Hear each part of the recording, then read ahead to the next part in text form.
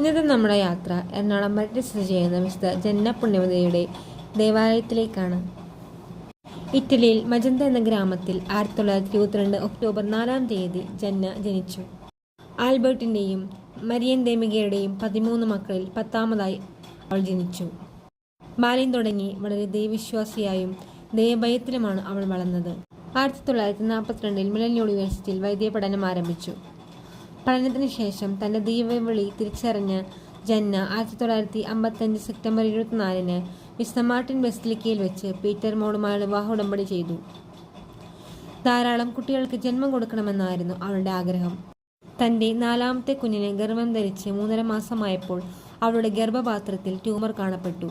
ഗർഭാവസ്ഥ തുടരുകയാണെങ്കിൽ അവൾക്കുണ്ടാകുന്ന അപകട സാധ്യതകളെപ്പറ്റി സൂചിപ്പിച്ചപ്പോൾ എന്നെപ്പറ്റി വിഷമിക്കേണ്ട, ശിശു സുരക്ഷിതമായാൽ മതി എന്നായിരുന്നു അവളുടെ പ്രതികരണം. അവൾ തൻ്റെ ഉറച്ച തീരുമാനം തൻ്റെ ഭർത്താവിനെയും അറിയിച്ചു. 1962 ഏപ്രിൽ 21-ന് സിസേറിയൻ നടന്നു. അങ്ങനെ അവളൊരു പെൺകുഞ്ഞിന് ജന്മം നൽകി.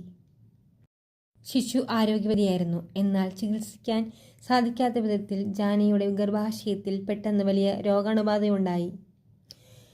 ശക്തമായ വേദനയിലും വേദന കുറയ്ക്കാനുള്ള മോർഫിൻ അവൾ സ്വീകരിക്കാതെ അവസാനം വരെ സഹിച്ചു. വീട്ടിൽ കിടന്ന് മരിക്കാൻ ഇഷ്ടപ്പെട്ട ജാനിയെ സ്വന്തം ഭവനത്തിലേക്ക് കൊണ്ടുവരികയും 1962 ഏപ്രിൽ 28-ന് ജാന സ്വർഗഭവനത്തിലേക്ക് യാത്രയാവുകയും ചെയ്തു. കുടുംബിനികളുടെയും അമ്മമാരുടെയും മക്കളില്ലാത്ത ദമ്പതികളുടെയും ഗർഭിണികളുടെയും പ്രത്യേക മധ്യസ്ഥയായി വിശുദ്ധ ജാനയെ കണക്കാക്കുന്നു.